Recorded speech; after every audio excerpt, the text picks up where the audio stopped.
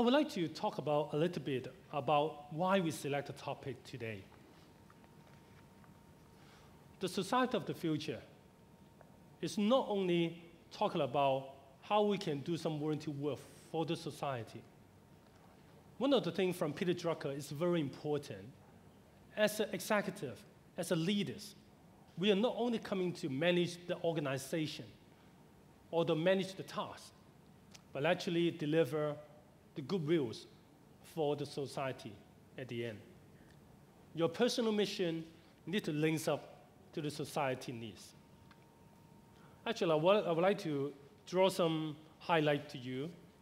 I just read through last week about the policy address from Mr. Donald Zhang, our chief executive. I quoted two statements out. And they say that we firmly believe that Hong Kong must evolve into a knowledge-based economy to grab new opportunities. And the second one, in the second paragraph, and he mentioned about Hong Kong must constantly enhance its competitiveness and continue to evolve into a high value-added, knowledge-based economy to maintain its leading edge over global competitors and create more quality jobs. When we see our chief executive addressing what we mean by knowledge-based economy, without further definition about it, a lot of people would think knowledge-based economy, maybe just, we're talking about maybe it's a fancy word. It's a good word to talk about. But how Hong Kong achieving a knowledge-based economy? I want to share with you a couple of the sharing from Peter Drucker. And Peter Drucker said, the next society will be a knowledge society. Knowledge will be its key resource, and knowledge workers will be the dominant group in its workforce. Politically, he also says, only a society in dynamic disequilibrium has stability and cohesion.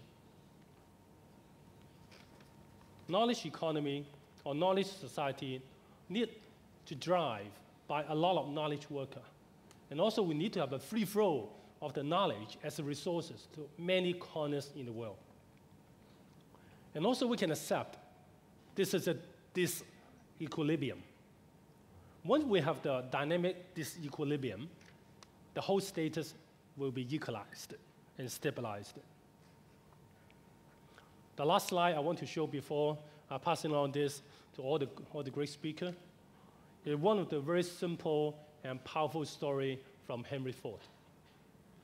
Henry Ford did not invent the car, but he invented the process of making a car in a streamlined way. And he mentioned, and what I want is a pair of hands, but it always comes with a man.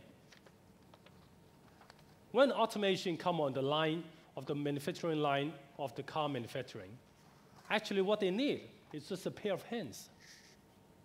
Because a pair of hands is no need to manage, but a man, then you need to manage.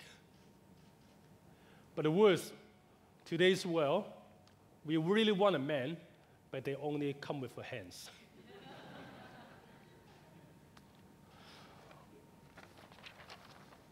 I really hope today's, particularly in Hong Kong, we are not only as a hands society, but really as a man society. Before we start, we have a couple of questions, the leading question. And all the speakers here today have been prepared for 2 months.